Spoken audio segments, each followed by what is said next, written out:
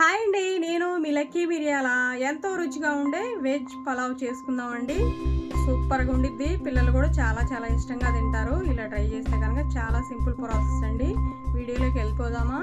మనం వెజ్ బిర్యానీ చేసుకుందాం. వెజ్ బిర్యానీ చేసుకోవడానికి బాస్మతి రైస్ తీసుకుంటున్నాను. నేను 2 కప్పులు తీసుకుందాం. నీళ్లు వేసి 3 సార్లు శుభ్రంగా కడిగి పక్కన పెట్టేద్దాం. మళ్ళీ నీళ్లు వేసి బిర్యానీలోకి 4 పచ్చిమిరపకాయలు, 1 ఇంచు అల్లం ముక్క, 1 ఇంచు కొబ్బరి, 7-8 వెల్లుల్లి రెబ్బలు ఇవన్నీ మిక్సీ వేసుకుందాం. ఇవన్నీ మెత్తగా పేస్ట్ వేసుకుందాం. స్టవ్ ఆన్ చేసాం, గిన్నె పెట్టేశాను. తగినంత ఆయిల్ వేసుకుందాం.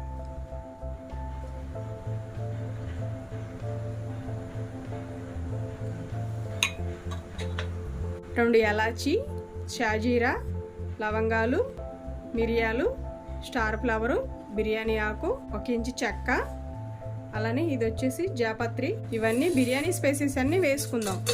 ఇది లైట్గా వేపుకుందాం. ఇవి వచ్చేసి ఆలు అండి. ఆలు కట్ చేసేసి పక్కన పెట్టేస్తే నల్లబడిపోతాయి. ఇలాగా ఉప్పును పసుపు వేసిన నీళ్ళల్లో వేసి పెడి ఇలా ఫ్రెష్గా ఉంటాయి. ఇలా కలర్ మారకుండా ఉంటాయి. ఆలు కట్ చేసిన ఆలును కూడా వేసుకుందాం.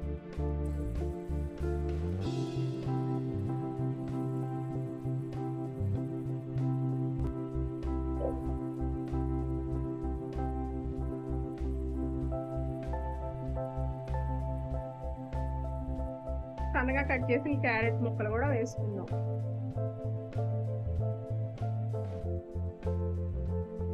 అలానే 2 పచ్చిమిరపకాయలు ఇలా కట్ చేసి వేసుకుందాం. ఆనియన్స్ ఇలా కట్ చేసుకునేవి వేసుకుందాం.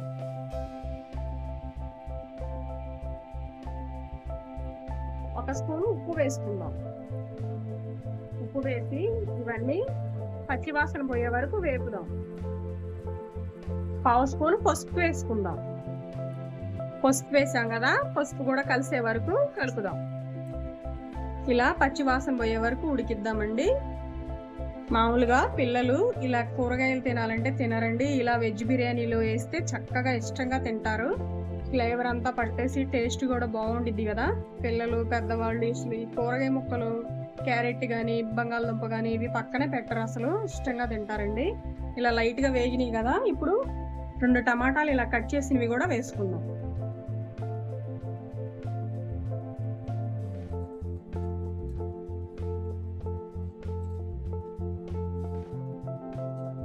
ఇవన్నీ వేగే వరకు వేపుకుందామండి.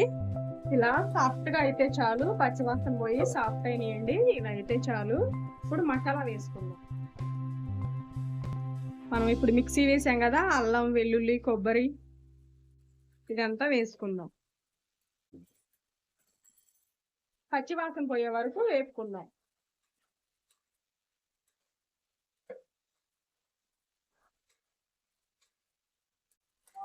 ఇలా మూత పెట్టేసి పచ్చివాసన పోయే వరకు వేపుకుందాం. చూద్దాము ఫ్రై అయిందాము.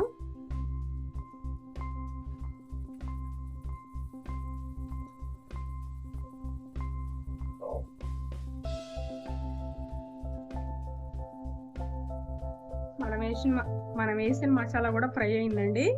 ఇప్పుడు వచ్చేసి గరం మసాలా వేసుకుందాం. ఇది వచ్చేసి గరం మసాలా అండి, 1 స్పూన్ వేస్తున్నాం. పుదీనా వేసుకుందామండి. కొత్తిమీర కూడా వేసుకుందాం. ఇలా కలుపుదాం. డబ్బాతో బియ్యం వేసాం, ఇదే డబ్బాతో నీళ్లు వేసుకుందాము.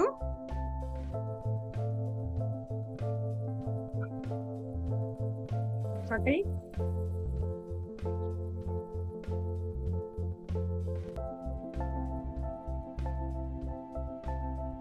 2,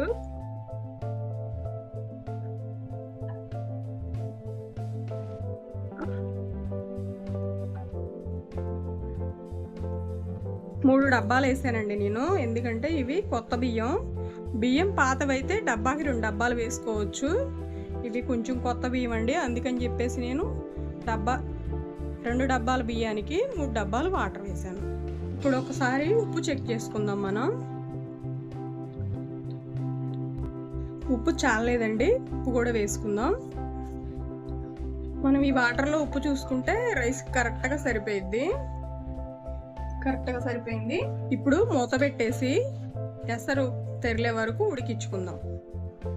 చూద్దాము ఎసరు తెరలియేమో. ఎసరు తెరులుతున్నాయండి. నానబెట్టిన బియ్యం వేసేసుకుందాం.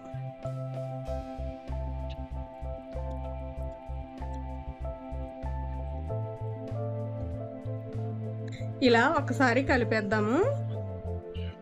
హై ఫ్లేమ్లో ఉడికిద్దామండి ఒక 10 నిమిషాలు. చూద్దామండి. ఇలా ఉడికేటప్పుడు 2 స్పూన్లు నెయ్యి వేసుకుంటే టేస్ట్ చాలా బాగుండిద్ది.